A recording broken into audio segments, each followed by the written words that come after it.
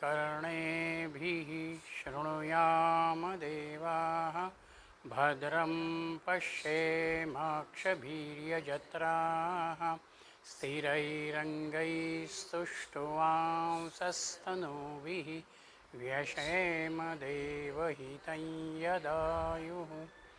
ॐ स्वस्ति न इन्द्रो वृद्धश्रवाः स्वस्ति नः पूषा विश्ववेदाः स्वस्ति नस्तार्क्ष्यो अरिष्टनेमिः स्वस्ति नो बृहस्पतिर्दधातु। ॐ शान्ति शान्ति शान्ति। हरिः ओम। श्री गुरुभ्यो नमः। 6व्या प्रश्नाकडे आपण वळतो आहोत प्रश्नोपनिषदातल्या। या ठिकाणी पुरुष आणि त्याच्या 16 कला यांच्या अनुषंगानं प्रश्न उपस्थित केलेला आहे। परमश्रेष्ठ असणारं हे जाणीव तत्व आणि त्याची अभिव्यक्त होणारी जी धारणा आहे, ती जी प्रगट शक्ती आहे, ती जाणून घेण्याची जिज्ञासा या प्रश्नामध्ये आहे। इथे वापरलेल्या 16 कला हा शब्द जो आहे तो म्हणजे एक प्रकारानं आपली असलेली व्यक्तिमत्वाची वैशिष्ट्य या अनुषंगानं ती येते। मी कोणकोणत्या अंगानं माझं व्यक्तिमत्व विकसित करू शकतो आणि आनंदाची प्राप्ती करून घेऊ शकतो, हा भाव कला या शब्दाशी निगडीत आहे। प्रयोगशाळेमध्ये विद्यार्थी ज्या वेळेला एखादा प्रयोग करत असतो त्यावेळेला तो ती एक रंगीत काचपट्टी घेतो, ती सूक्ष्मदर्शक यंत्राच्या खाली ठेवतो। त्याच वेळेला त्याला त्या पट्टीवरती कोणत्या स्वरूपाचे जंतू किंवा अन्य काय भाग आहे तो अधिक लक्षामध्ये येतो। रंगद्रव्याचं निरीक्षण सुलभतेनं व्हावं यासाठी त्या रंगद्रव्याचा वापर काचपट्टीवरती केला जातो। तसं आम्हाला आत्मतत्व एवढं सूक्ष्म आहे की ते जर समजून घ्यायचं असेल तर अंतर्ज्ञानाच्या जाणीवेपर्यंत आपल्याला जावं लागतं। सामान्यतः आम्हाला ते बघता येणार नाही, जाणवता येणार नाही।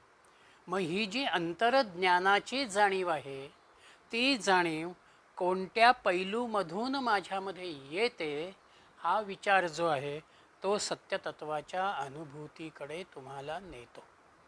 म्हणून सत्य स्वरूपाचं आकलन परिपूर्ण स्वरूपामध्ये या शेवटच्या प्रश्नात प्रश्नकर्त्यानंही अपेक्षित केलेलं आहे आणि ऋषींनीही त्याला त्या अनुषंगानं दिलेलं आहे। पहिले 5 प्रश्न जर आपण बघितले तर आपल्या लक्षामध्ये येतं, पहिल्या प्रश्नामध्ये आम्ही संपूर्ण विश्वाचा निर्मितीचा विचार केला। त्याच्यातून मी कसा निर्माण झालो हा दुसरा प्रश्न आला। तिसऱ्या प्रश्नामध्ये जागृतीमधले माझे व्यवहार कसे होतात हे आम्ही बघितलं। चौथ्या प्रश्नामध्ये आम्ही स्वप्नात असताना आणि गाढ झोपेमध्ये असताना आम्ही काय अनुभवतो हे बघितलं। आणि हे सगळं ज्याच्यामुळे घडतं आहे त्याला जर मी माझ्यासमोर अनुभवायचं असेल, सगुणाच्या रूपाच्या पातळीवरती आणायचं असेल तर तो ओंकार, तो प्रणव, त्याची उपासना ही 5व्या प्रश्नामध्ये आहे।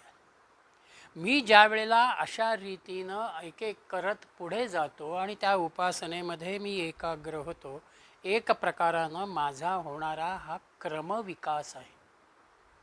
आणि ज्ञानमार्गामध्ये अभ्यासाचा किंवा भक्तीचा एक भाग आणि त्या अभ्यासालाच चिंतनाची, निदिध्यासाची असलेली जोड, त्याच्यामधून एक परिपूर्णता येते। म्हणून इथे प्रश्नात त्यांनी विचारलेलं आहे की हा पूर्ण पुरुष, हे परमतत्व 16 कलांनी युक्त आहे म्हणजे नक्की काय आहे? हा प्रश्न जो विचारलेला आहे हा भरद्वाज पुत्र सुकेशा यानं विचारलेला आहे। आणि त्या प्रश्नाचं स्वरूपही फार महत्त्वाचं आहे. आता हैनं सुकेशा भारद्वाजः पप्रच्छ भगवन् हिरण्यनाभः कौशल्यो राजपुत्रो मामुपेत्यत् प्रश्नम् अपृच्छत्. षोडशकलं भारद्वाज पुरुषं वेत्थ तमहं कुमारं ब्रुवं नाहमिमं वेद यद्य अहं मम वेदिशं कथन्ते नावक्ष्याम इति समूलो वा एष परिशुष्यति यो अनृतम् अभिवदति तस्मान्नार्हम् अनृतं वक्तुम् सतृष्णीं रथमारुह्य प्रवराज तं त्वा पृच्छामि कवासौ पुरुष इति. ह्या सुकेशाकडे कोसल देशाचा हिरण्यनाभ नावाचा राजपुत्र येतो आहे आणि त्यानं सुकेशाला प्रश्न विचारलेला आहे की 16 कलांचा पुरुष तुला माहीत आहे का. तेव्हा सुकेशा त्याला उत्तर देतो आहे की तो मला माहीत नाही आणि माहीत असता मी तुला त्याचे ज्ञान सांगितले नसते का. असा दुसरा भाव त्याचा आहे. आणि तिसरा भाव, जो खोटं बोलतो तो मुळासकट नाश पावतो, म्हणून मी खोटं सांगणं चांगलं नाही हा भाव तो त्या ठिकाणी देतो आहे. आणि सुकेशा ज्या वेळेला असं उत्तर देतो त्यावेळेला हा हिरण्यनाभ त्याच्या तिथून परत जातो आहे. म्हणून हा सुकेशा ऋषींना इथे प्रश्न विचारतो आहे की हा पुरुष कोण आणि कुठे आहे. इथे 2 गोष्टी लक्षात येतील.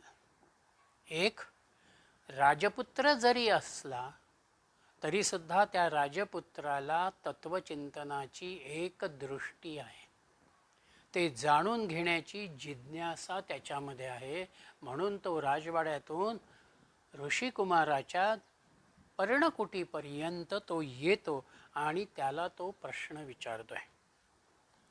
माझा सामाजिक अंगानं व्यावहारिक अंगानं दर्जा कोणताही असला तरी जर मला काही चांगलं प्राप्त करायचं असेल तर ज्याच्या जवळ ते आहे त्याच्या ठिकाणी विनयानं मी जावं आणि मी ते प्राप्त करावं. हे जीवनाचं सूत्र इथे ऋषींनी आमच्या समोर ठेवलं. आणि दुसरा भाग आहे, मला माहीत नाही, हे सुकेशाचं पहिलं उत्तर आहे. आज एखादी अज्ञानी व्यक्तीसुद्धा मला खूप काही कळतं अशा भावामध्ये समाजात वावरताना आपल्याला दिसते. म्हणजे एक प्रकारानं स्पर्धात्मक जग, पैशाचा मोह या अनुषंगानं आपलं अज्ञान झाकत मीच कसा मोठा हे सांगण्याचा भाव त्या ठिकाणी आहे. म्हणून इथे सुकेशानं आपलं अज्ञान मोकळेपणानं मान्य केलेलं आहे. आणि ज्या वेळेला तुम्ही असं आपलं अज्ञान मोकळेपणानं मान्य करता तेव्हाच तिथे जीवनाच्या एका तेजस्वितेचा भाग किंवा अंश हा तुम्हाला अनुभवायला येतो. म्हणून एक प्रकारानं सुकेशाच्या शब्दांमध्ये सुद्धा एक विलक्षण सामर्थ्य त्या ठिकाणी आहे. म्हणून पुढे त्यानं जीवनाचं सूत्र आमच्या समोर ठेवलं. जो सत्य नसलेले सांगतो त्याचा विनाश होतो. समूलो वा येष परिशुष्यते यो अनृतम अभिवदती. खोटं बोलणारा हा पूर्णपणानं विनाशाकडे जातो. सत्यमेव जयते असं आम्ही म्हणतो, पण आम्ही त्या बोर्डाच्या खाली बसून असत्याचाच व्यवहार समाजात करतो. म्हणून इथे त्यांनी सत्याचा मार्ग किती महत्त्वाचा आहे याची भूमिका दिलेली आहे. आणि त्या ठिकाणी त्यांनी दृष्टांत घेतला की रोप मुळापासून वाळून जातं. आम्ही जर एखाद्या झाडाचं रोप उपटलं तर ते आपोआप तिथे वाळून जाणार आहे मुळापासून. तसं आम्ही असत्य बोललो तर आमच्या जीवनाचा अधप्पात आहे, आमच्या जीवनाचं नुकसान आहे. एक प्रकारानं रोप मुळापासून याचा दुसरा एक भाग म्हणजे मानवी जीवनाचा 15व्या अध्यायामध्ये म्हटल्याप्रमाणे ऊर्ध्वमूलम अधशाखम. आमचं मूळ वरती आहे आणि आम्ही खाली शाखा विस्तारानं आलेलो आहोत.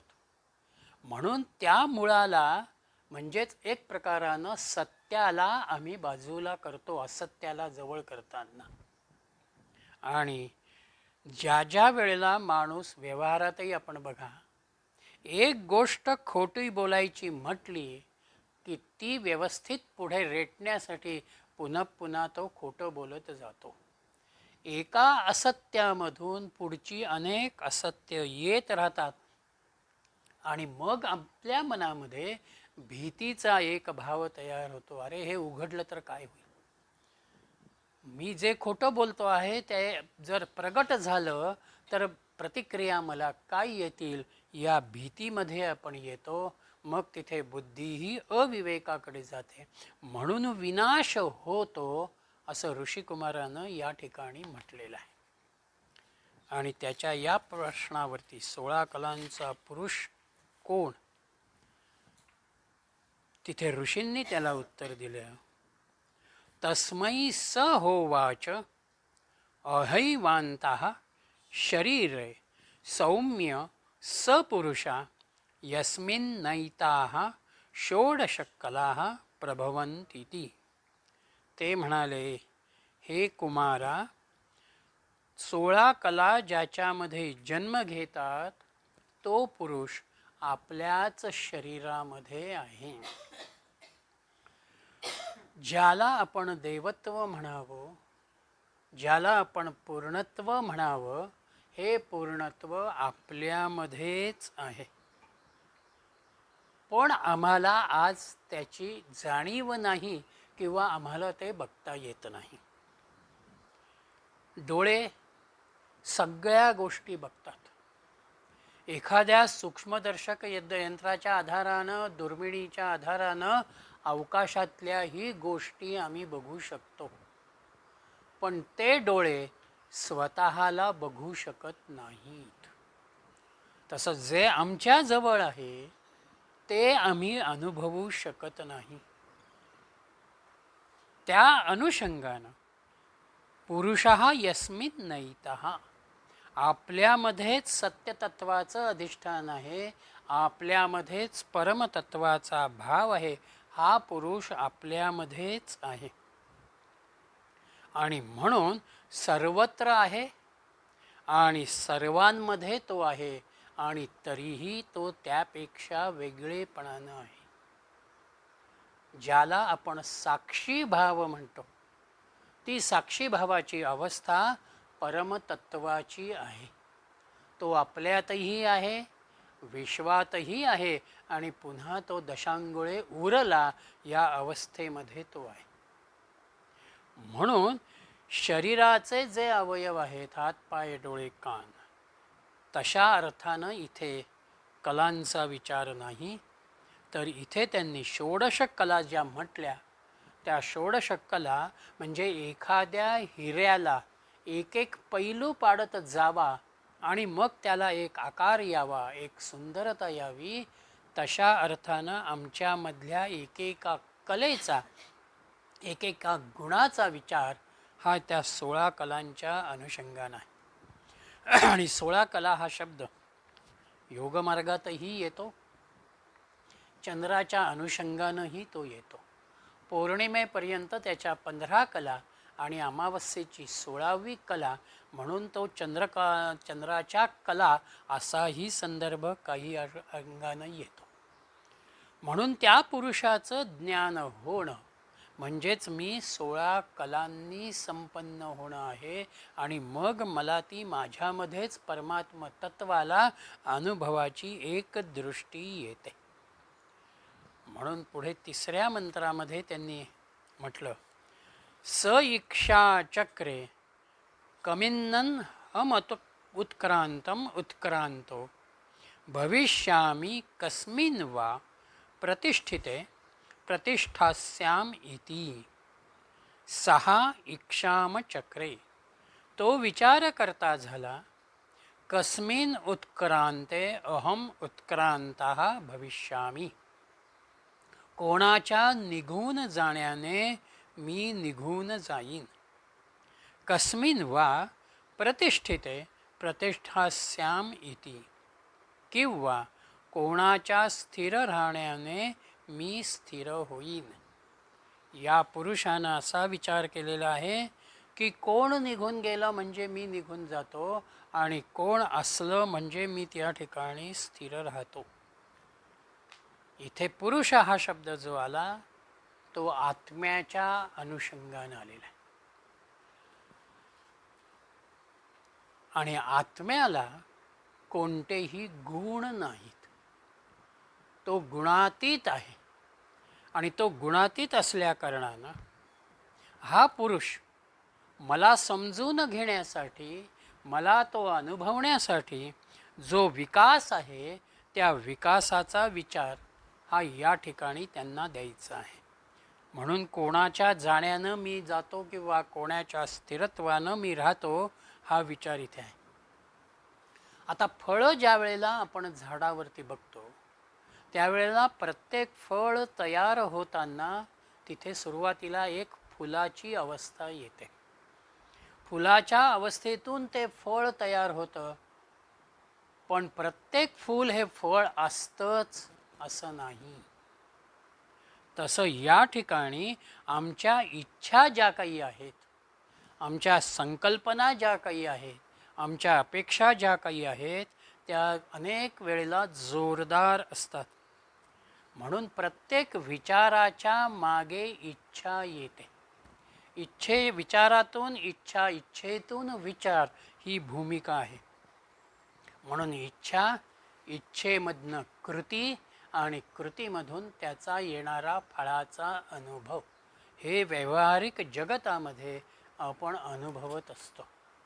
आणि त्यामुळं समष्टी मन जे आहे हे समष्टी मन परमात्मा तत्वाशी म्हणा, त्या निर्मात्याशी म्हणा जोडलेलं आहे. त्यालाच विश्व मन असंही काही वेळेला आपण शब्द वापरतो. आणि म्हणून त्याच्या इच्छेनं ह्या जगाची निर्मिती झाली. म्हणून त्या सत्य स्वरूपाचं जे वातावरण आहे ते वातावरण शाश्वताशी निगडीत झालं. तो स्थिर आहे. त्यानं पुढे सगळं निर्माण केलं. आणि माई जो आहे, माझ्यातला अहम जो आहे, हा अहमसुद्धा त्या आत्म्यामधूनच आलेला आहे. मूळ ते स्वरूप आहे. त्या आत्म्यामधूनच अहम निर्माण झाला आणि हे शरीर पुढे कार्यरत झालं. हा जीव त्या ठिकाणी आला. जीव आला, त्या जीवाला देह आला आणि म्हणून देहाच्या अनुषंगानं जीवनातल्या यश अपयश, सुख दुःख या अनुभवांचा विचार आला. हा जो आत्म्यामधून आलेला मी आहे, हा मी देहाशी जोडला जातो, अज्ञानाशी जोडला जातो. म्हणून तो प्रत्येक वेळेला मीचपणानं व्यवहार करत राहतो. म्हणून इथे आम्हाला आत्ताला आत्म्याचं विस्मरण झालेलं आहे. आम्ही अशाश्वताला स्वतःला जोडून घेतल्या कारणानं शाश्वताचं विस्मरण आम्हाला झालं. त्याची जाणीव आमच्यामधली कमी होत गेली. आणि अशाश्वताला हा माझा अहम जोडलेला राहिल्या कारणानं जे अनुभव येतात त्यातून कुठेतरी मला मग असं जाणवायला लागतं की अरे इथे मी आहे, याच्यातून मला जे प्राप्त करायचं आहे ते मी प्रयत्न करतो आहे, पण ते मला मिळत नाही. ते कुठे मिळेल म्हणून मी शाश्वताकडे वळतो. तिथे मला जाणवतं की अरे याच्यापेक्षा कोणीतरी वेगळं आहे, तिथून आपण ते बघावं. म्हणून इथे त्यांनी एक प्रकारानं निघून जाणं आणि स्थिर राहणं ह्या दोन क्रिया विचारामध्ये घेतलेल्या आहेत. देहाचा विचार जो आहे हा मी देहामधून व्यक्त झाला. देह प्रकृती आवरणाशी जोडला गेला म्हणून त्या प्रकृतीच्या अनुषंगानं मी वावरतो. पण ही प्रकृती खरी नाही. प्रकृती नाशिवंत धर्माची आहे म्हणून जे नाशिवंत आहे ते मला परिपूर्णतेकडे नेऊ शकत नाही. लहान मुलगी आहे, भातुकलीचा खेळ ती खेळते आहे. तिनं निर्माण केलेली बोळकी तिच्या समोर आहे, तिच्यासमोर तिची बाहुली पण आहे. त्या बोळक्यांमधून ती जो काही स्वयंपाक करते तो सगळा असत्यच असतो. तिथे प्रत्यक्षात काहीच नसतं. पण त्या बाहुलीला सुद्धा जवळ घेत मी तुला आता आंघोळ घालते, मी तुला फ्रॉक घालते असं म्हणत तिला ती जे काही सजवते, तिला त्या बोळक्यांमधलं अन्न खाऊ घालते, हा सगळा तिच्या खेळण्याचा एक भाग असतो. तिथे प्रत्यक्षामध्ये काहीही नाही. जरी त्या बाहुलीला अनुलक्षून तिनं स्वतःला आईपण घेतलेलं असलं तरी सुद्धा ते आईपणही काल्पनिकच असतं. मूळ तिचं स्वरूप काय आहे? लहान मुलगी. पण आत्ताला तिनं एक काल्पनिक आईचं पण स्वीकारलं आणि त्या बाहुलीबरोबर ती भातुकलीचा खेळ खेळत राहिली. तसे आम्ही आहोत. आम्ही ह्या दृश्यामध्ये भातुकलीसारख्या ह्या धर्मामध्ये गुंतून पडतो आणि आमचं असलेलं जे मूळ आनंद स्वरूप आहे ते काही काळ आम्ही बाजूला ठेवतो किंवा त्याचं विस्मरण आम्हाला होतं. म्हणून लहान मूल हे स्वरूप जसं तिचं बदलत नाही, ते कायम आहे, तसं माझं आत्मस्वरूप, माझं आनंद स्वरूप हे मुळात कायम आहे. मी दृश्याला स्वतःला जोडून घेतलं म्हणून मी त्या प्रपंचाप्रमाणे, त्या व्यवहाराप्रमाणे वावरतो आहे. आपला आत्मा जो या देहात येतो आहे, देहातून बाहेर जातो आहे, आमच्या इंद्रियांना कार्यरत ठेवतो आहे, प्राणतत्वाला तो संजीवक आहे, ही सगळी भूमिका आत्म्याच्या विशुद्ध स्वरूपाची भूमिका आहे. ती बंधनरहित आहे. आणि म्हणून संतांचा अनेक वेळेला जे सांगणं आहे, खेळा ऐसा प्रपंच मानावा. आपला प्रपंच हा खेळाप्रमाणे आपण स्वीकारावा, खेळाप्रमाणे प्रपंचाकडे बघायला शिकावं. आपण पत्ते घेऊन ज्या वेळेला खेळतो त्यावेळेला 4-5 जण बसलेले असतात. ते 52 पत्ते त्या 4-5 जणांमध्ये वाटले जातात. आपल्या हातात असलेल्या पत्त्यांना अनुलक्षून आपण खेळत असतो आणि आपली भूमिका काय आहे? मला डाव जिंकायचा. तसं ह्या प्रपंचामध्ये मला जे प्राप्त झालेलं आहे त्याला स्वीकारत, खेळासारखं त्याच्याकडे बघत, कदाचित एक डाव मी जिंकेन, कदाचित पुढचा डाव मी हरेन, पण खेळातलं खेळपण जसं मी कायम ठेवतो तसं जीवनातला सहजतेचा भाव मला कायम ठेवता आला पाहिजे. तेव्हा ह्या साक्षी भावाचा विचार, त्या आत्मतत्वाचा विचार हा माझ्यामध्ये राहतो. आणि त्याला अनुलक्षूनच पुढच्या मंत्रामध्ये त्यांनी म्हटलेलं आहे की हा पुरुष पुढे काय करतो आहे. त्यांनी मला एक जाणीव दिली की साक्षी भावानं ह्या जीवनामध्ये मला राहायचं आहे. पुढे तो काय करतो आहे? 4थ्या मंत्रामध्ये सप्राणम सृजत प्राणाश्रद्धां खं वायुर्ज्योतिरापः पृथिवीम इंद्रियं मनः अन्नम अन्नत्वीर्यं तपो मंत्रः कर्म लोका लोकेषु च नामच. या पुरुषानं काय केलं? ज्या 16 कला कोणत्या? हा प्रश्न सुकेशाचा आहे. त्याचं उत्तर ह्या 4थ्या मंत्रात त्यांनी दिला. त्या 16 कला कोणत्या? सप्राणाम असृजत. पहिली कला आली, तो प्राणाला उत्पन्न करतो. प्राणात श्रद्धा, खम वायु, ज्योति, आपः, पृथिवीम, इंद्रियम, मनाः. त्याच्यामधून श्रद्धा आली, श्रद्धेतून पंचमहाभूत आली, 5 तत्व पुढे येतात. ती 5 तत्व इंद्रियांमध्ये कार्यरत झाली, म्हणून ज्ञानेंद्रिय कर्मेंद्रियांचा विचार आला. ह्या इंद्रियांना कार्यरत कोण करतं आहे? मन. म्हणून पुढचं तत्व आलं मन. हे मन कशावरती पोषित राहतं? अन्नावरती. अन्नाचा विचार आला. अन्न मला काय देत आहे? वीर्य म्हणजे शक्ती देत आहे. आणि त्या शक्तीचा उपयोग कुठे आहे? तप. म्हणून तप आलं.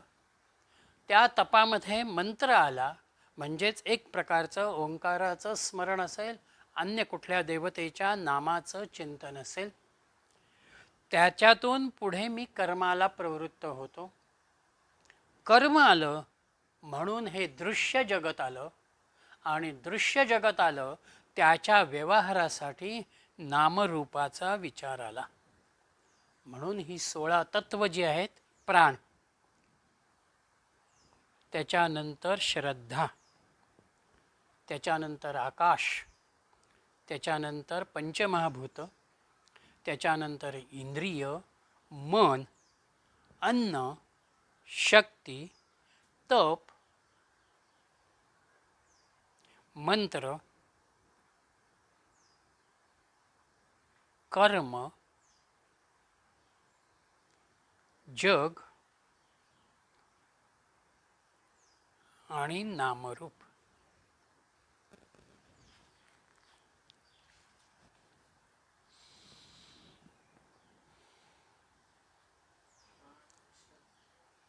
आकाश म्हणजे पंचमहाभूत. आकाश, वायू, खम म्हणजे आकाश, वायू, तेज, इंद्रिय, मन, अन्नम.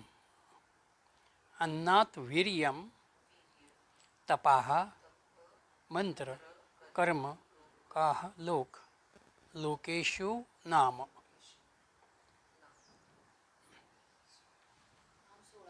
सोळा नाम, नामरूप 16.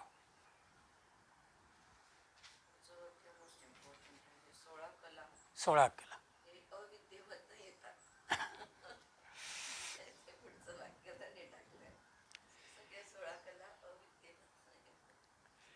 आपलं अंतर्बाह्य जगत जे आहे ते पूर्णपणानं याच्याशी निगडीत झालेलं आहे.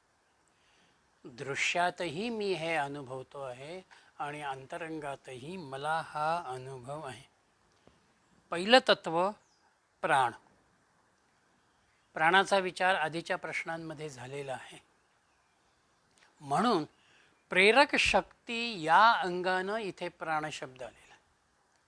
आपल्यामध्ये जोपर्यंत प्राण आहे तोपर्यंत आपण कार्य करू शकतो. देहातला प्राण गेला की देहही निश्चल होतो, किंवा इंद्रियातला प्राण गेला तर ते इंद्रिय त्याचं कार्य करू शकत नाही. म्हणून प्रेरक शक्ती प्राण आहे. हा प्राण आमच्यामध्ये श्रद्धा निर्माण करतो. श्रद्धेचा विचार कालही आपण बघितलेला होता. आपली आपल्यावरची असलेली श्रद्धा किंवा आपला आपल्यावरती असलेला विश्वास. माझ्यात कोणते गुण आहेत ते मला कसे विकसित करता येतील, माझ्यातले अवगुण असतील तर ते मला कसे दूर करता येतील, हा आपल्या सुप्त शक्तींच्या जाणीवेचा विचार हा श्रद्धेशी निगडीत आहे.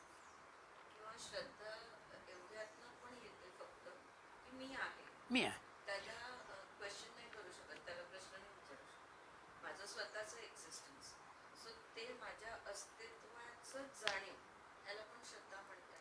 हो आहे ना ते. कारण तुम्ही गाढ झोपेत जरी असलात तरी तुमच्यातला मी जो आहे हा तिथे अखंड जागा आहे. म्हणून तुम्हाला थोडंसं जरी तोंडावर पाणी मारलं तर अरे असं म्हणत तुम्ही जागे होता. हा मी व्यक्तीच्या जन्माबरोबर जो आलेला आहे तो अखंडपणानं त्याला बरोबर राहतोय. म्हणून आत्मविश्वासात्मक प्रेरक शक्तीच्या अनुषंगानं पुढेही पंचमहाभूत कार्यरत होतात. हां, अवेअरनेस.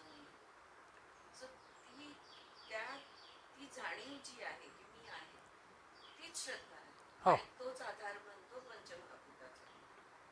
हो, आकाशात ती तत्व सगळी येतं.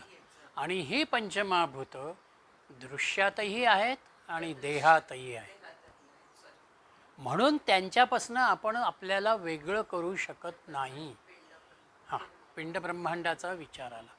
किंबहुना देहातलं एखादं तत्व जरी कमी झालं तरी आम्ही अस्वस्थ असतो आणि दृश्यातलं एखादं तत्व कमी व्हायला लागलं तरीही आम्ही अस्वस्थ होतो. मग आता या समष्टीमधलीच पंचमहाभूत व्यष्टी रूपामध्ये माझ्या इंद्रियांमध्ये येतात. म्हणून ज्ञानेंद्रिय आणि कर्मेंद्रिय कार्य करतात. म्हणून इंद्रिय ही या ठिकाणी आली. ह्या इंद्रियांचा केंद्रबिंदू जर कोणी असेल तर तो मन आहे. मला एखाद्या वस्तूचं ज्ञान घ्यायचं आहे त्यावेळेला डोळे असं म्हणत नाही की हे पुस्तक उचल. मन मला म्हणतं आहे की या विषयाचं वाचन आपण करूया, म्हणून मी त्या पुस्तकापर्यंत जातो आणि त्या पुस्तकाचं नाव बघत मी ते हातामध्ये घेतो. म्हणजे ज्ञानेंद्रिय आणि कर्मेंद्रिय यांना कार्यरत करणारा, प्रेरणा देणारा, तो विचार निर्माण करणारा जर कोणी असेल तर ते आमचं मन आहे. आणि ह्या मनाचं पोषण अन्नामुळे होतं. जसा तुमचा आहार तसं तुमचं मन,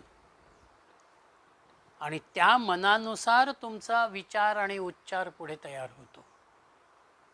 म्हणून आहाराची सात्विकता, आहाराची शुद्धता हा विचार आपल्याकडे सातत्यानं जो मांडला गेला तो त्या अर्थानं आहे की तुमचा आहार तुमच्या मनाचंही पोषण करतो आणि शरीरातल्या सप्तधातूंचंही पोषण करतो. म्हणून ते अन्न ज्या वेळेला मी ग्रहण करतो आहे त्यावेळेला माझ्यामध्ये वीर्य म्हणजेच शक्तीच्या अनुषंगानं येणारा विचार, मग ते शौर्य असेल, धैर्य असेल, साहस असेल, माझ्यातल्या काहीतरी उच्चतम प्राप्त करणाऱ्या आकांक्षा असतील किंवा ध्येयवाद ज्याला म्हणतात तो असेल, हे शक्ती जी काही आहे, हा विचार जो काही आहे तो अन्नामधून येतो.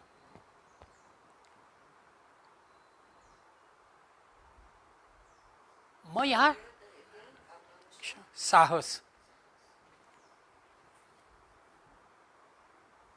मग हे ध्येय जे मला गाठायचं आहे, मला ज्या पराक्रमानं राहायचं आहे त्याच्यासाठी परिश्रमांचा भाग आला, म्हणून तिथे तप आलं. कोणतीही गोष्ट तुम्हाला जर उत्तम रीतीनं आत्मसात करायची असेल तर तिथे परिश्रमांना तुम्हाला पर्याय नाही.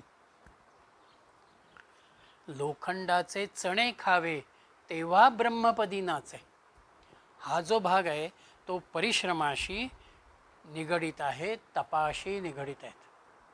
अगदी असुर अयोग्य रीतीनं वागले, पापाचरणानं अहंकारानं वागले, पण एखादा वर प्राप्त करत असताना ते अत्यंत कठोर तपाचरण करत होते. म्हणून त्या तपाचरणातनं तो भगवंत प्राप्त व्हायचा आणि त्यांना त्यांचा असलेला वर तो त्यांना देत होता. म्हणजे कठोर तपाचरणातून तुम्ही एक उत्तमता, चांगलेपणा, अपेक्षितता ही प्राप्त करता. मग या तपाचरणामध्ये चिंतनाचा भाग आला. म्हणून तिथे पुढे मंत्र आले. कुठल्या तरी मंत्राचं उच्चारण मी करतो आहे, त्याचा सतत विचार मी करतो आहे. मननात त्रायते इति मंत्राः.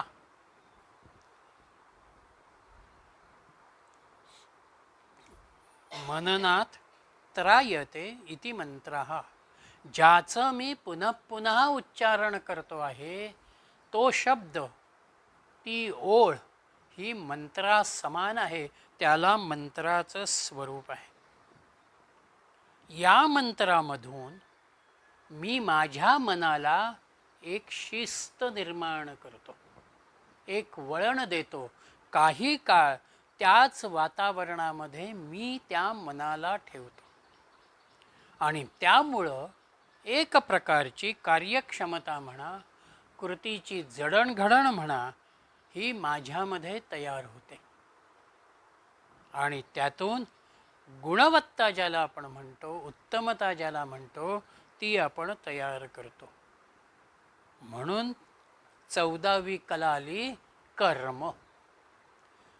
पहिले 13 घटक जर योग्य रीतीनं असतील तर 14वं तुमचं कर्मही एका उच्चतम पातळीवरती उत्तमतेशी निगडीत असेल. आणि त्या कर्माच्या समूहामधून जगाचा विचार आला. कारण ह्या दृश्यामध्ये मी वावरतो, इथे मी कर्म करतो आहे, म्हणून ते कर्म करताना त्याचा माझ्यावरती आणि माझ्या अवतीभोवतीच्या वातावरणावरती, समूहावरती होणारा परिणाम, म्हणून तिथे जगाचा विचार आला. हां, मग आता हे जग आल्यानंतर त्या जगामध्ये व्यवहार करायचा आहे, म्हणून तिथे नामरूप आलं. शेवटची कला नामरूप. नुसती 4 माणसं एकत्र आली आणि काहीतरी काम करता आहेत असं नाही. त्या 4 जणांना काहीतरी नावं आहेत, तेव्हा आपण म्हणतो तुम्ही हे काम करा, तुम्ही ते काम करा. जर त्यांना नावच नसतील तर तिथे एकमेकांशी संवाद कसा होणार, कम्युनिकेशन कसं होणार, हा समोर भाव येतो. म्हणून ह्या 16 कलांचा विचार मांडत असताना ऋषींनी अनंत स्वरूप असलेल्या प्राणापासून शांत, मर्यादित, संकुचित असलेल्या नामरूपापर्यंत आपल्याला आणलेलं आहे. वरून इतके आम्ही ह्या खालच्या पायरीवरती आम्ही आलेलो आहोत. म्हणून ह्या नामरूपामधून उत्क्रांत होत त्या प्राणापर्यंत, त्या परमपुरुषापर्यंत मला जायचं आहे. इथे ह्या सगळ्यांमध्ये एक प्रकारचं शाश्वत स्वरूपाचं ओझरतं किंवा स्पर्श करता येईल असा एक विचार फक्त ऋषींनी दिला. आणि तो देत असताना त्यांनी पुढे त्यांचा दृष्टांत घेतला की तुम्ही कसे आहात आणि तुम्हाला काय व्हायचं आहे. म्हणून 6वा मंत्र, 5वा मंत्र जो येतो तो असा येतो, स यथेम अद्य नद्याः स्यन्द्यमानाः समुद्रायणाः समुद्रं प्राप्यास्तं गच्छन्ति भिद्येते तासां नामरूपे समुद्र इत्येवं प्रोच्यते. एकमेवास्य परिद्रष्टुरीमाः षोडशकलाः पुरुषायणाः पुरुष प्राप्यास्तं गच्छन्ति भिद्यन्ते तासां नामरूपे पुरुष इत्येवं प्रोच्यते. स एषो कलो अमृतो भवति तदेष श्लोकः. यथा इमाः स्यन्द्यमानाः समुद्रायणाः नद्याः समुद्रं प्राप्य अस्तं गच्छन्ति तासां नामरूपे भिद्यते. वाहणाऱ्या समुद्रगामिनी नद्या समुद्राला जाऊन लय पावतात, त्यांची नावरूप तिथे नाहीशी होतात. समुद्राला मिळाल्यानंतर गंगा गंगा राहत नाही, गोदावरी गोदावरी राहत नाही, नर्मदा नर्मदा राहत नाही. त्या समुद्र म्हणूनच तिथे ओळखल्या जातात, त्यांना समुद्र म्हणूनच म्हटलं जातं. एवम एव अस्य परिदृष्टः, त्याप्रमाणे या साक्षीरूप पुरुषाच्या बाबतीमध्ये इमाः पुरुषयणाः षोडश कलाः पुरुषं प्राप्य अस्तं गच्छन्ति. ह्या पुरुषगामिनी 16 कला पुरुषाला प्राप्त करत त्याच्यामध्येच लय पावतात. म्हणजे या 16 कला त्या आत्मस्वरूपाशी तुम्ही एकाग्र होतात, अनन्य होतात, तेव्हा त्यांचं अस्तित्वच राहत नाही, त्या वेगळेपणानं तिथे राहत नाहीत. तासाम नामरूपे भिद्यते, त्यांची नावरूपही लय पावतात. इति एवं प्रोच्यते, तसेच म्हणजेच त्या पुरुषाला म्हटलं जातं की सा एषः अकलाः अमृताः भवति. हा परमपुरुष, हा परमात्मा स्वतः कलारहित आणि अविनाशी आहे. म्हणजे इथे माझं मन जे आहे, हे मन कर्म आणि अकर्म ह्या दोहोंशी संलग्न आहे. काही वेळेला ते कर्म करत असतं, काही वेळेला ते कर्मापासून बाजूला असतं. कर्म आणि अकर्म करत असला, कुठल्याही भावामध्ये तो असला तरीसुद्धा त्याचं जग जे आहे ते इंद्रियजन्य जग आहे, मीपणाशी ते निगडीत आहे. म्हणून मन एका बाजूला विचारही करतं, कर्मही करतं आणि ज्ञानेंद्रियांना कर्मेंद्रियांनाही ते कार्यरत ठेवतं. पण त्याचबरोबर त्याच्यामधला मी जो आहे, अहम जो आहे, हा अहम प्रत्येक वेळेला व्यक्त होत राहतो. म्हणजे ही व्यक्त होणारी अहमची भावना जी आहे ही या बाह्य जगताशी, बहिर्मुखतेशी कुठेतरी निगडीत आहे. पण मी ज्या वेळेला ह्या सगळ्यांना 16ही कलांना अंतरंगाकडे वळवण्याचा प्रयत्न करतो, मी माझी ज्ञानेंद्रिय बाहिर्मुखतेच्या ऐवजी अंतर्मुख करण्याचा प्रयत्न करतो. आत्ताला मी बाहेरचं ऐकतो आहे, पण मी ध्यानाच्या अभ्यासामध्ये, एकाग्र होण्याच्या अभ्यासामध्ये त्याच कानांना मी माझ्यामधल्या असलेल्या ओंकाराचाच स्वर फक्त ऐकू देतो, मी बाकी तिथे काहीच ऐकू देत नाही. माझे डोळे बाहेरून मी बंद केले, पण आतमध्ये मी त्या ओंकाराला किंवा माझ्या गुरुतत्वाला बघण्याचा मी प्रयत्न करतो. म्हणून ध्यानाच्या अभ्यासात मला जे काही जाणवतं, अनुभवाला येतं, तिथे माझे डोळे अंतर्मुख झाले. म्हणून आपली इंद्रिय अंतर्मुख होत अंतरंगामधल्याच परमपुरुषाशी, आत्मस्वरूपाशी जशी एकाग्र होतात, तसं हे बाह्य नामरूप थांबतं. त्याचा असलेला संपर्क आमचा कमी होतो, किंबहुना तो खंडित होतो. आणि तो खंडित झाल्या कारणानं मनासकट सगळ्या जाणीवा या एका परमपुरुषाशी निगडीत होतात. आणि म्हणून शरीर मनबुद्धीच्या पलीकडे जाण्याचा जो प्रयत्न, तो ह्या परमपुरुषाला बघण्याचा अभ्यास आहे. तो तुम्हाला तिथे त्या अनुषंगानं येतो.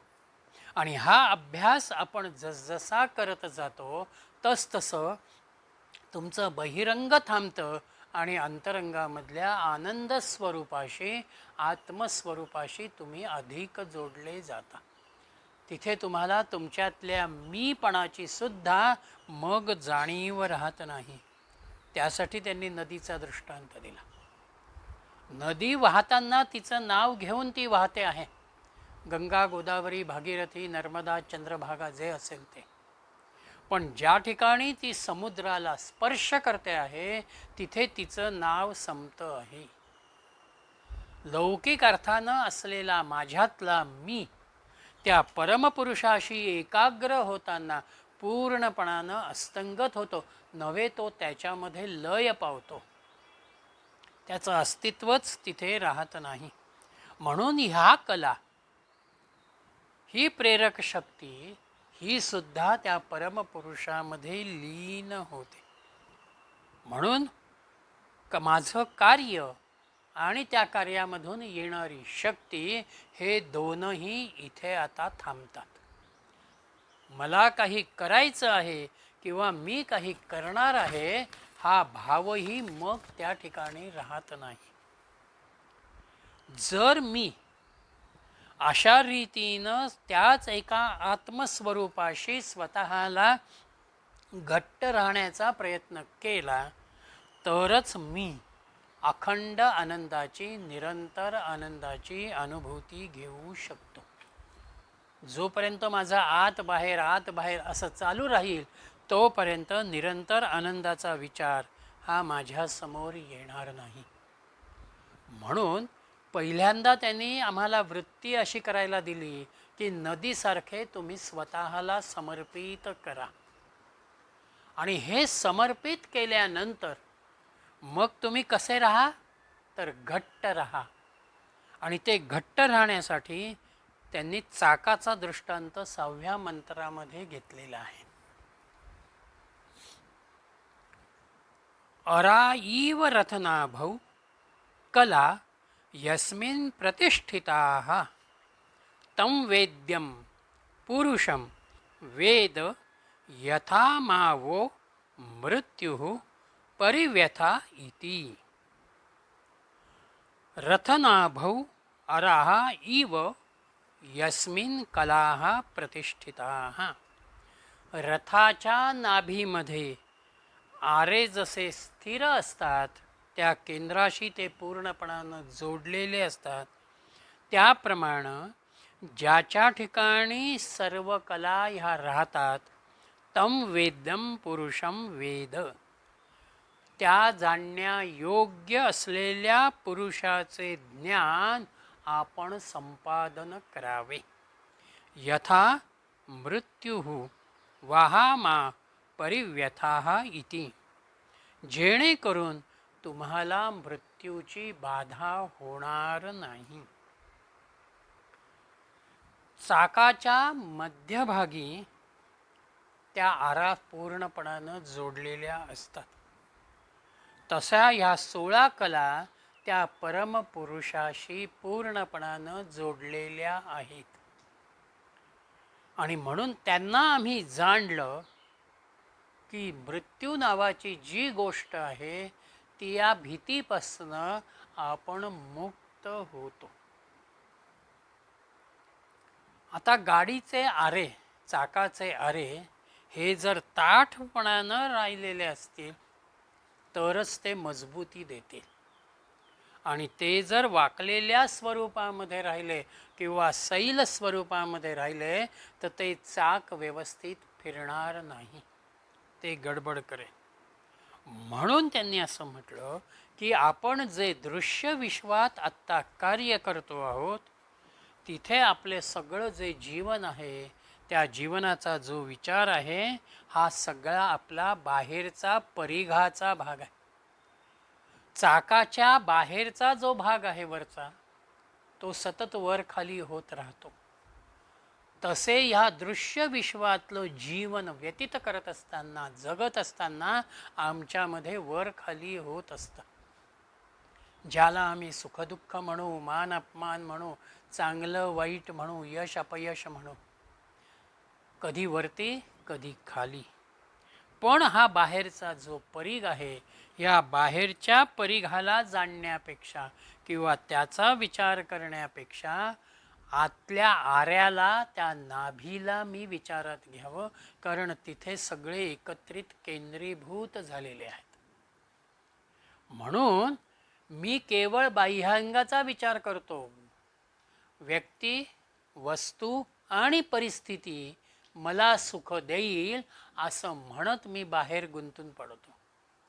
म्हणून बाहेर न राहताना, परिघामध्ये न राहताना आतल्या केंद्राकडे, आतल्या बिंदूकडे मी यावं. आणि तो बिंदू म्हणजेच त्या परमतत्वाचा विचार. आणि त्या परमतत्वाचा विचार, त्या केंद्राला जाणारा विचार माझ्या जीवनातली अनिश्चितता संपवतो. म्हणून त्यांनी पुढे अजून एक दृष्टांत घेतलेला आहे अन्य एका ठिकाणी. आकाशामध्ये आपण ज्या वेळेला फटाके उडवतो त्यावेळेला आम्हाला ते सगळी रोषणाई दिसते. गोलाकार असेल, चौकोनी असेल, एखाद्या झाडासारखा आकार झालेला दिसेल. आम्ही त्या फटाक्याच्या सौंदर्याला स्पर्श करू शकत नाही, आम्ही फक्त तिथे अनुभवतो किंवा बघतो. तसं 16 कलांनी युक्त असलेला हा पुरुष आहे. 16 कलांनी व्यक्त झालेलं हे सगळं विश्व आहे. पण मूळ माझं ध्येय हे केवळ कलांना आत्मसात करणं नाही, तर कला ज्याच्या अनुषंगानं कार्यरत झाल्या, व्यक्त झाल्या, त्या परमपुरुषाला मी बघावं. त्या परमपुरुषाशी जोडलेल्या चाकाच्या आऱ्यासारख्या या संपूर्ण 16 कला आहेत. म्हणून मी त्या परमपुरुषाला, त्या केंद्राला मी आत्मसात केलं की मी घट्ट राहतो. मग मला कुठेही वेगळेपणा येत नाही किंवा कमकुवतपणा ज्याला म्हणतात तो तिथे निर्माण होत नाही. मृत्यू परिव्यथा, मृत्यूवरती मात करणं म्हणजे मृत्यूविषयक असलेल्या भीतीमधून आपण मुक्त होणं. कारण देह म्हणून मी जन्माला आलेलो आहे तेव्हा मृत्यू मला अनिवार्य आहे, अटळ आहे. पण मृत्यूच्या काळी सामान्य माणूस जो भयग्रस्त होतो, ती भयग्रस्तता अशा माणसामध्ये राहत नाही, कारण त्यानं त्या परमपुरुषाला जाणलेला आहे. त्याला जाणल्यानंतर तुमची भावना अशी होते की मृत्यू मला नाही, आत्मतत्वाला मृत्यू नाही, मृत्यू देहाला आहे. काही व्यक्तींच्या बाबतीमध्ये हे बऱ्याच वेळेला अनुभवाला येतं. जाण्यापूर्वी 15 दिवस ती माणसं एकदम गप्प असतात. घरातलेही असं म्हणतात की अहो तुम्ही आमच्याशी का बोलत नाहीत. कुठेतरी आपल्या जाण्याची जाणीव माणसाला ज्या वेळेला होते, आणि सिद्धांत असे आहेत की मृत्यू तुम्हाला तुमच्या जाण्याची कल्पना देतो. आम्ही ती जर लक्षात घेतली तर असलेला काळ आपण अधिक चांगल्या रीतीनं व्यतीत करू शकतो. पण इथे मृत्यूची पीडा होत नाही किंवा मृत्यूची भीती तुम्हाला राहत नाही, हे उपनिषद वारंवार जे म्हणतात याचाच अर्थ असा की सामान्य माणूस मृत्यूची जाणीव झाल्यानंतर काहीसा आतून भयग्रस्त होतो. म्हणून तुम्हाला एका व्यापकत विश्वाची कल्पना आली की तुम्हाला जी निर्भयता येते त्या निर्भयतेचं स्वरूप म्हणजे मृत्यूची पीडा नाही. शेवटी सगळं सांगून झाल्यानंतर शुक महामुनींनी परीक्षिताला विचारलेलं आहे, तुला अजूनही तक्षक येणार आणि दंश करणार याच्याविषयीची भीती तुला आहे का? तिथे भागवतात परीक्षिताचं उत्तर आहे, मला अजिबात तक्षकाची भीती नाही. तक्षक केव्हाही येऊ दे, तो आला आणि त्यांनी दंश केला तरी सुद्धा तो या देहाला दंश करणार आहे. आत्ताला तुमच्या कृपेनं मला जे ज्ञान प्राप्त झालं, जी दृष्टी आली, मी आनंदामध्ये आहे.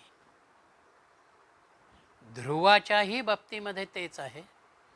अढळपद मिळाल्यानंतर मृत्यूच्या मस्तकावरती, यमाच्या मस्तकावरती पाय ठेवून तो पुढे गेला.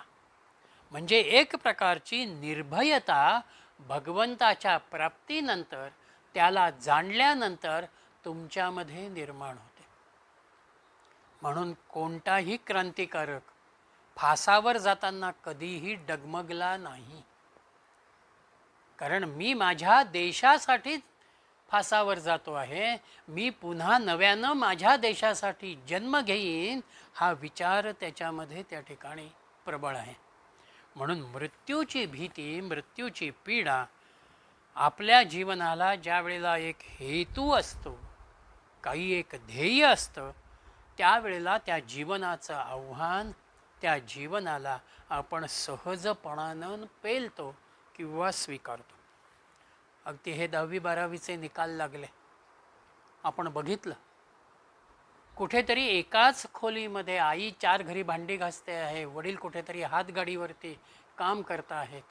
अशा वातावरणामध्ये सुद्धा 95% गुण मिळवणं, 97% गुण मिळवणं, हा तो मुलगा किंवा ती मुलगी शिक्षणाच्या अनुषंगानं असलेल्याही परिस्थितीमध्ये एक ध्येयासक्त जीवनाची दृष्टी ठेवतो आणि ते आत्मसात करतो.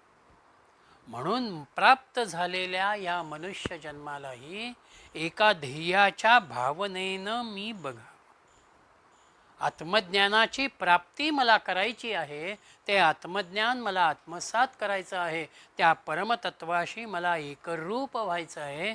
या ध्येयानं ज्या वेळेला तुम्ही बघता आणि राहता, तेव्हा तुम्हाला कुठल्याच अडीअडचणींची, अडथळ्यांची भीती राहत नाही. आणि आत्ताला कितीही मी चांगल्या मार्गानं जातो आहे, यदाकदाचित माझा हा मार्ग किंवा माझं हे साधन, ही उपासना आज जरी माझी अपूर्ण राहिली, तरीसुद्धा भगवंतानं आम्हाला आश्वासन दिलेलं आहे, शब्द दिलेला आहे की राहिलेली ही साधना घेऊन मी पुढल्या जन्मामध्ये परत येतो आणि तिथून मी पुढे जातो. असं नाही आहे की इथे माझं अर्धवट राहिलं म्हणजे मी सोडून दिलं आणि नव्या जन्मात पुन्हा नव्यानं सुरुवात. ज्ञानेश्वर 16व्या वर्षी ज्ञानेश्वरी सांगतात किंवा 32 वर्षाच्या आयुष्यामध्ये विवेकानंद आणि शंकराचार्य काम करतात, याचाच अर्थ मागच्या जन्मापर्यंत घेऊन आलेलं ते साधन राहिलेला भाग या जन्मात पूर्ण करतात आणि पुढे जातात. आम्हालाही ते पुढे जायचं आहे. त्या अनुषंगानं निर्भयता आत्मज्ञान आपल्याला देतं, हे उपनिषदांनी वारंवार आमच्या समोर ठेवलेलं. म्हणून 7व्या मंत्रामध्ये ऋषी समारोप करताना म्हणत आहेत, तानहो वाचयिता वदेवाहमे तत्परम ब्रह्मवेद नातः परम अस्ति. पिप्पलाद ऋषी त्यांना असं म्हणाले, हेच श्रेष्ठ ब्रह्मतत्व मी आहे आणि इतकंच मी जाणतो, त्याहून वेगळं काहीही नाही. पहिला विचार ऋषी म्हणाले, मला जे जाणता येईल तेवढं मी तुम्हाला सांगेन. म्हणून इथेही ते म्हणतात की जेवढं मी जाणलं तेवढंच मी तुम्हाला सांगितलं. आता इथे प्रश्न कदाचित विद्यार्थ्यांच्या चेहऱ्यावरती आलेला असेल किंवा ऋषींना तो जाणवला असेल की मग अजून काही जाणायचं आहे का, मग आम्ही अन्यत्र कुठे जावं का. म्हणून ते म्हटलेलं आहे, नातः परम अस्ति, याच्यापेक्षा वेगळं काहीही नाही. तुम्ही अन्यत्र कुठे जाण्याचीही गरज नाही आणि अन्य काही वेगळं तुम्हाला बघायला पाहिजे असंही नाही. म्हणून सर्वव्यापी असणारं जे चैतन्य तत्व आहे, निरपेक्ष आनंदाचा अनुभव देणारा जो भाव आहे, तो भाव एकमात्र परमश्रेष्ठ तत्वाशी, परब्रह्माशीच तो निगडीत आहे. तेच आपलं खऱ्या अर्थानं जीवन आहे. आणि म्हणून शेवटी ह्या सर्व 6 शिष्यांनी गुरूंच्या विषयीचा कृतज्ञतेचा भाव व्यक्त केलेला आहे. शेवटचा 8वा मंत्र, ते तम अर्चयन्तस्त्वं हीनः पितायो अस्माकं विद्यायाः परंपारं तारयसीति नमः परम ऋषिभ्यो नमः परम कृषिभ्याः ते तम अर्चयंताः. त्या साही शिष्यांनी गुरूंची पिप्पलाद ऋषींची स्तुती करत असं म्हटलेलं आहे. याहा अस्माकं अविद्यायाः परम पारम तारयती. आम्हाला अज्ञानाच्या पैलतीरावर तारून आपण पोचवलेलं आहे. म्हणजेच अज्ञानातून बाहेर काढत ज्ञानाच्या तीरावरती तुम्ही आम्हाला आणलेलं आहे. त्वम ही ना पिता इति. आपणच आमचे पिता आहात. परम ऋषीभ्यः नमः परम ऋषीभ्यः नमः. म्हणून आपल्यासारख्या श्रेष्ठ ऋषींना आम्ही नमस्कार करतो, नमस्कार करतो. ब्रह्मज्ञानी ऋषींना शिष्यांनी नमस्कार केलेला आहे. आपण आपल्या वडिलांविषयी पित्याविषयी जसा एक आदरभाव ठेवतो, तो पिता आपल्याला सर्वार्थानं सांभाळतो, आपल्याला शिक्षण देतो, जीवनामध्ये तो उभा करतो, तसं इथे गुरुसुद्धा पिता समान आहेत, पितृस्वरूप आहेत. गुरुकुलामध्ये राहत शिष्यांचा एका बाजूला त्यांनी पूर्ण सांभाळही केला आणि त्याचबरोबर ब्रह्मज्ञान ब्रह्मविद्याही त्यांना दिलेली आहे. म्हणून एक प्रकारानं आत्मस्वरूप जाणून घेणं हा एक प्रकारानं आपला नवा जन्म असतो. जसं नामकरणानं आम्ही काहीतरी एक विचार घेऊन पुढे येतो, उपनयन संस्कारानंतर पुन्हा आमचा जन्म वेगळा होतो, तिथे आम्ही ज्ञानग्रहण करतो. तसं आत्मज्ञानाच्या अनुषंगानं आमचं गुरुच्या द्वारा एक नवा जन्म होतो. गुरूंनी पूर्णपणानं या शिष्यांची काळजी घेतली, कारण तुम्ही वर्षभर इथे थांबा आणि मग प्रश्न विचारा असं त्यांनी म्हटलेलं आहे. म्हणून इथे ब्रह्मविद्या समजून घेणं, ती अनुभवणं आणि पुढच्या पिढीला ती देणं हा वसा गुरुपरंपरेला अनुलक्षून त्या ऋषींना प्रणाम शिष्यांनी केलेला आहे. म्हणून या प्रश्नोपनिषदानं एक प्रकारानं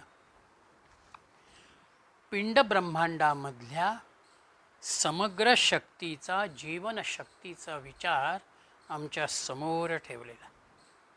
आणि ही शक्ती ज्ञानी पुरुषाच्या अनुषंगानं मी अनुभवावी, मी ते समजून घ्यावं आणि बहिर्मुखतेपेक्षा सुद्धा अंतर्मुख होत माझ्यातल्या या सगळ्या षोडश कलारूपी पुरुषाला मी एकाग्र व्हावं. म्हणून रमण महर्षींचं एक टेक्स्ट आहे, हू आय ॲम, मी कोण आहे. मनाच्या अंगानं त्यांनी पूर्णपणानं तो शोध घेतलेला आहे. म्हणून आपण आपल्या वृत्तीवरती लक्ष ठेवावं. माझी वृत्ती किती अंतर्मुख होते, किती आनंदाकडे वळते, कशाच्यामुळं मला आनंदी राहता येतं आहे आणि त्याच वातावरणामध्ये मी राहावं, हा विचार अनुसंधानाचा निरंतर चिंतनाचा विचार हा या प्रश्नोपनिषदानं आपल्या समोर ठेवलेला आहे.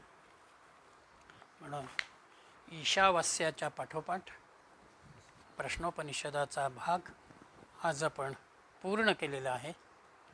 पुढला आठवडा फक्त आपण जरा सुट्टी घेऊया, मला जरा 2-3 कामं आहेत त्याच्यानंतरच्या ह्याच्यात. आणि त्यातूनही मला जर जाणवलं तर मंगळवार शक्यच नाही आहे, जाणवलं तर बुधवार गुरुवार आपण बघूया, तसं मी मेसेज करतो आपल्याला. अदरवाईज पूर्ण सुट्टी ठेवू. नंतर आपण केनोपनिषदाकडे वळूया. 30-31 मंत्र त्याच्यामध्ये आहेत. केनोपनिषदानं मनाचा विचार केलेला आहे. हे मन कोणामुळे कार्यरत होतं. म्हणून आपलं माइंड जर आपल्या लक्षामध्ये आलं तर मनाचा विचार कुठे योग्य आहे आणि कुठे अयोग्य आहे हे आपल्याला अधिक चांगल्या रीतीनं समजतं. म्हणून त्या केनोपनिषदाचा भाग जमेल तसा तुम्ही बघून ठेवा, म्हणजे आकलनालाही परत ते सोपं जाईल.